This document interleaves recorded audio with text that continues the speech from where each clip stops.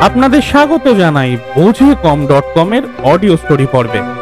আজকের গল্প অধ্যাপক গোপাল চক্রবর্তীর কলমে সেই সব দিনরাত্রি।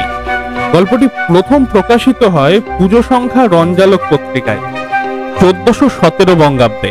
তো গল্পটি শুনে দেখুন আপনাদের কেমন লাগে। আর যারা এখনো পর্যন্ত আমাদের চ্যানেলটিকে সাবস্ক্রাইব করেননি তারা অতি অবশ্যই পাশের সাবস্ক্রাইব বাটনটিকে প্রেস করে বেল আইকন নোটিফিকেশনটিকে অল করে রাখবেন, যাতে আমাদের সমস্ত গল্পের আপডেট সবার আগে আপনার কাছে এসে পৌঁছায়। তো চলুন শুরু করা যাক।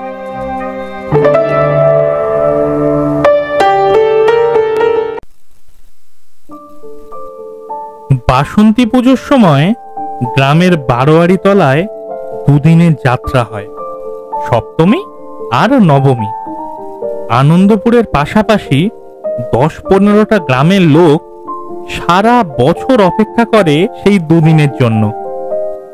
শারদীয়া দুর্গাপূজার দশমীর সন্ধ্যায় মহরত শুরু। পালা সিলেকশন হয় আরো আগে, 6 মাস ধরে মহড়া চলে। শনি রবিবার সন্ধ্যায় রাখহরি ডাক্তার হেরিকেন জ্বালিয়ে পাটি পেতে বসতেন বারোয়ারি তলায়। একে একে এসে হাজির হতো মুকুন্দ, সুদাম, ভুবন, তারক, ব্রহ্মানন্দ, কুমুদরা। বারোয়ারির শিল্পীর সদস্য সংখ্যা প্রায় 60 জন। তবে সবাই পাঠ করে তা নয়। সুরেন ঘোষ, ভৈরব, অপূর্বনাথ এরা অর্কেস্ট্রার বাজায়। পুরন্দর ভট্ট বিবেকের গান করে। নিত্য ক্যারিওনেট বাজায়। সুরেশ তবলা, ভৈরব বেহালা। তখনও ভাড়া করা ফিমেল পাওয়া যেত না। দেখতে সুন্দর মিহি গলার পুরুষরা গোপ কামিয়ে ফিমেলের পাঠ করত। আনন্দপুর বারোয়ারি তলার পালাগুলো আজও স্থানীয় মানুষের মনে জল করে। সেই স্বর্ণ লঙ্কা, রাঙা রাখি, বিজয় বসন্ত, কমলে কামিনী, মাটির মা, বেহুলা লক্ষিন্দর। বয়স্করা বলেন, কোথায় লাগে এর কাছে সিনেমা? বারোয়ারি তলার যাত্রার লোক হতো 12-14 হাজার। মাইক তখনও চালু হয়নি, খালি গলায় পাঠ করত শিল্পীরা। আর এত লোক তন্ময় হয়ে শুনত। তখন যাত্রা শুরু হতো রাত 10টা-11টায়। লোকজনেরা তাড়াতাড়ি খাওয়া দাওয়া সেরে মাদুর, চট, বগলে নিয়ে চলে আসতো আসরের দিকে। মাঝখানে যাত্রার আসর। গোটা 4-6 তক্তপোষ পেতে চারপাশে 4টে খুঁটি বালি কাগজে মোড়ানো হতো। ওপরে টানানো হতো শামিয়ানা। ওপর থেকে ঝুলতো ডে লাইট। এক পাশে বাজনাদার আর চারপাশে অগণিত দর্শক অপেক্ষা করছে কখন কনসার্ট শুরু হবে। এক সময় হাতলালা বিবর্ণ একটা কাঠের চেয়ার আসরের এক কোনায় রাখা হলো, আর ওপরে পেতে দেওয়া হলো একটা রঙিন কাপড়। এটা রাজার সিংহাসন।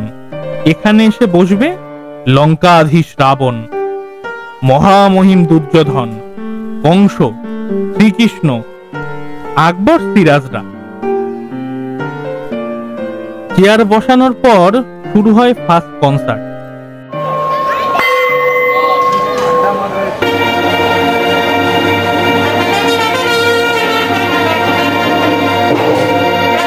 একপাল ছেলে মেয়ে সেজে নেচে চলেছে। আমার বাড়ি যাইও ভ্রমর, সঙ্গে গান, আমার বাড়ি যাইও ভ্রমর। গ্রামে গ্রামে ঘুরে ঘুরে এইসব নাটুয়াদের জোগাড় করার দায়িত্ব ছিল গণেশ বিশ্বাসের। আর তাদের নাচ শেখাতে আসতো বৈকুণ্ঠ নট্য। নাচে ভুল করলে সে কি মার। এইসব ছেলেরা পালা করে খেত মেম্বারদের বাড়ি বাড়ি। যাত্রার শেষ অঙ্ক শুরু হতো শেষ রাতে, আর শেষ হতে হতে ভোরের আলো ফুটত। রাখহরি ডাক্তারের এই কদিন ব্যস্ততার শেষ নেই। বিকেলের পর থেকে রুগী দেখা বন্ধ। অথচ এই অঞ্চলে রাখহরি ডাক্তারের খুব প্রসাদ।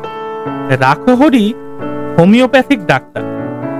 এলএমএফ ডাক্তারবাবু একজন আছেন, তার কাছে রোগী পারতপক্ষে যায় না। তার যা রোজগার সার্টিফিকেট লিখে। রাখহরি ডাক্তারের সংসারটাও ছোট নয়, 2 ছেলে 3 মেয়ে, বিধবা বোন। একবেলায় 8 জনের আহার জোগাড় করতে হিমশিম খেতে হয়। বড় ছেলে কলেজে ভর্তি হয়েছে, ছোট 4 জন স্কুলে। তাদের পড়ার খরচও কম নয়। ধার দেনায় আকণ্ঠ ডুবে আছে রাখহরি ডাক্তার। সেবার 2টো পালা, দাতা কর্ণ আর রাজা হরিশ্চন্দ্র। রাখহরি ডাক্তার হরিশ্চন্দ্রের পাঠ করছেন। কদিন থেকে ছোট মেয়ে কবিতার টাইফয়েড। রাখহরি ডাক্তারের ওষুধে কাজ হচ্ছে না। শহর থেকে একটা ওষুধ আনতে হবে, কিন্তু এখন যাওয়ার সময় কোথায়? সেদিন বিকেলে এলএমএফ বড়দাবাবুকে ডেকে দেখানো হলো। বড়দাবাবু ওষুধ দিলেন, কিন্তু অভয় দিলেন না। নবমীর দিন মেয়েটার অবস্থা আরো খারাপ। বড়দা ডাক্তার একরকম জবাব দিয়ে গেছেন। সেই রাতে হরিশ্চন্দ্র পালা। রাতে খাওয়া দাওয়া সেরে আরেকবার দাড়ি কেটে কাপড়ের ব্যাগটা কাঁধে ঝুলিয়ে মেয়ের কাছে এসে দাঁড়ালো রাখহরি ডাক্তার। মেয়ের কপালে হাত রেখে বলল, শোভু, আমি যাই মা। মেয়েটি যেন অতি কষ্টে একবার চোখ খুলে আবার বন্ধ করলো।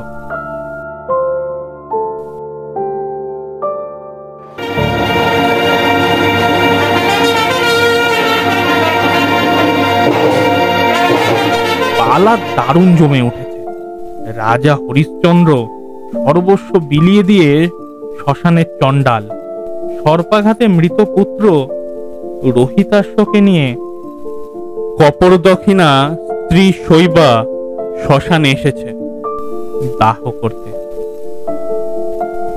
এই সময় খবর এলো হরিহর ডাক্তারের ছোট মেয়েটি মারা গেছে। খবরটা তৎক্ষণাৎ হরিকে দেয়া হলো না, কিন্তু সব সদস্যের মন ভারাক্রান্ত হয়ে গেল। সবার অলক্ষ্যে যেন একটা শোকের ছায়া নেমে এলো। এদিকে আসরে কর্তব্যনিষ্ঠ চণ্ডাল হরিশ্চন্দ্ররূপী রাখহরি বলে চলেছে, না দেবী, করিবি না, আমি পারিব না শ্মশানে তুলিতে সব। দিনহীনা ভিখারিনী আমি, কোথা পাবো করি? দয়া করো, করো হে চণ্ডাল, শ্মশানে তুলিয়া দাও নয়নের মণি, মোর বাছা ধনে। না না, পারিব না আমি, যাও অন্য কোথা। হরিশ্চন্দ্র রাখহরি ডাক্তার দেখছে শৈবার কোলে শিশু রোহিতাশ্বের মুখ যেন তার ছোট মেয়ে সবিতার মুখ হয়ে গেছে। চোখের জল আর বাদ মানে না। আসরের 1015 দর্শকের চোখেও তখন জল, কোথাও টু শব্দটি নেই। ওদিকে রাখহরি ডাক্তারের বাড়িতেও তখন চলছে আরেক পালা। রাখহরি ডাক্তারের স্ত্রী মেয়ের নিথর দেহটি কোলে নিয়ে পাথরের মতো বসে আছে। তার চোখে জল নেই। রাখহরি ছেলে মেয়েদের বুক ফাটা আর্তনাদে বাতাসটা ভারী হয়ে উঠে।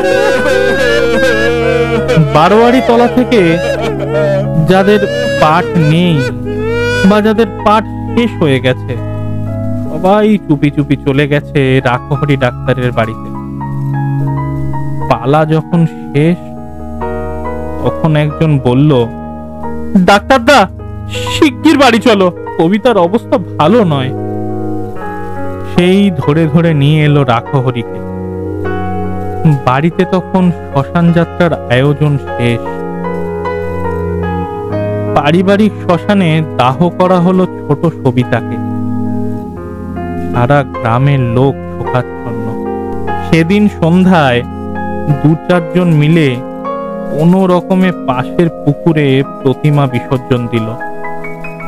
বাজনা নেই, আড়ম্বর নেই, গ্রামের মেয়েরাও এলো না কেউ। ধীরে ধীরে শোক সামলে আবার উঠে দাঁড়ালো রাখহরি।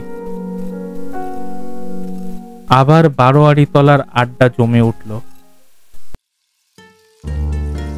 আনন্দপুরের কম বয়সীরা মিলে একটা ক্লাব তৈরি করলো, আনন্দধারা। ক্যারাম, ফুটবল, ভলিবল খেলার ব্যবস্থা হলো। সঙ্গে থাকতো পাঠাগার। বই জোগাড় হলো 1000-2 25শে বৈশাখ, রবীন্দ্র জয়ন্তী, রবীন্দ্রনাথের নাটক মঞ্চস্থ হলো বছর বছর। বিসর্জন, রাজা ও রানী, প্রায়শ্চিত্ত। বারোয়ারি তলার যাত্রার পাশাপাশি আনন্দ কম নয়। রাখহরি ডাক্তারের এক ভাই ভজহরি ছিল জাত শিল্পী। তখনকার দিনে থিয়েটারে যে সেট তৈরি করত তা আজকের বড় বড় শিল্পীদের মাথা ঘুরিয়ে দেবে। তারপর কেটে গেল অনেক দিন। দেশের আর্থসামাজিক ব্যবস্থার অনেক পরিবর্তন হলো। পরিবর্তন হলো মানুষের রুচি।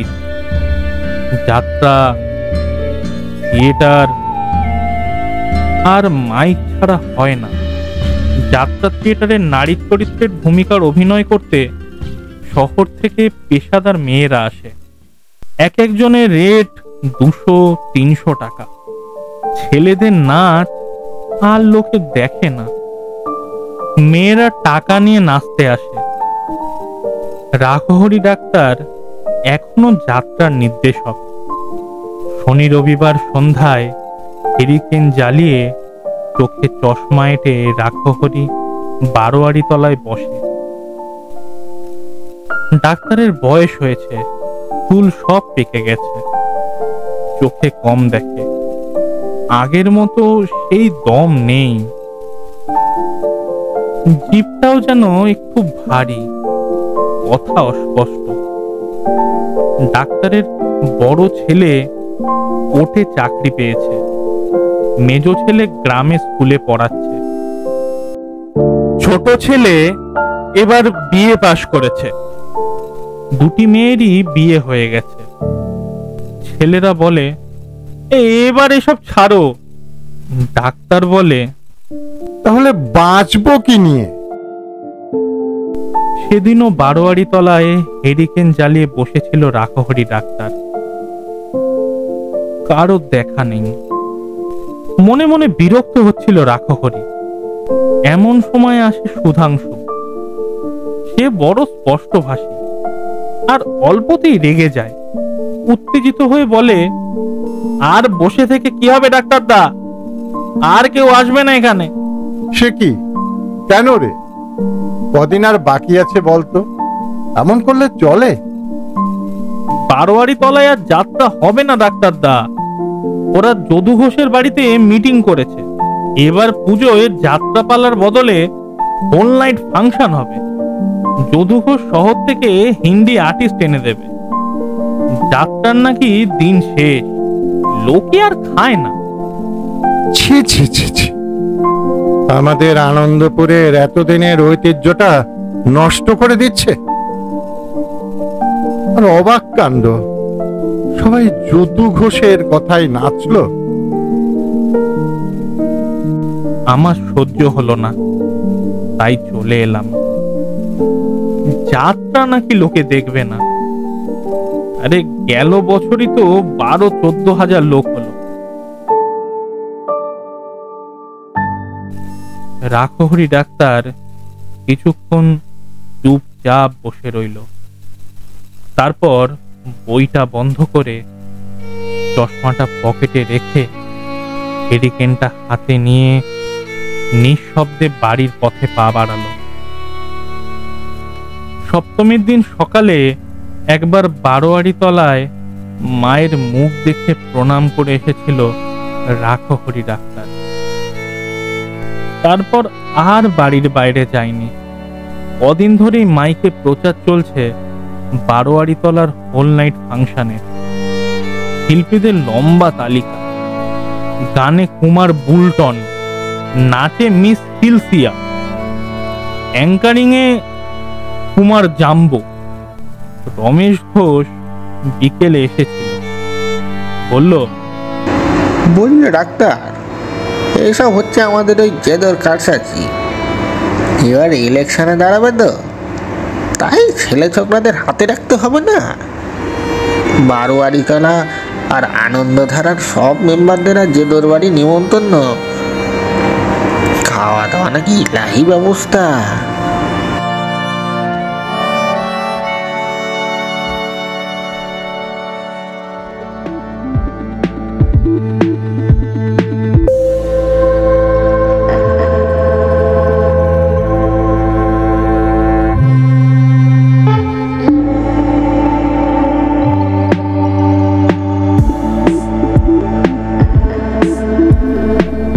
থেকে ফাংশন শুরু হয়ে গেছে। গান কি হচ্ছে বোঝা যাচ্ছে না, প্রচন্ড বাজনায় কান ঝালা ফালা। রাখহরি ডাক্তার বারোয়ারি তলার দিকে জানলাটা বন্ধ করে দিল।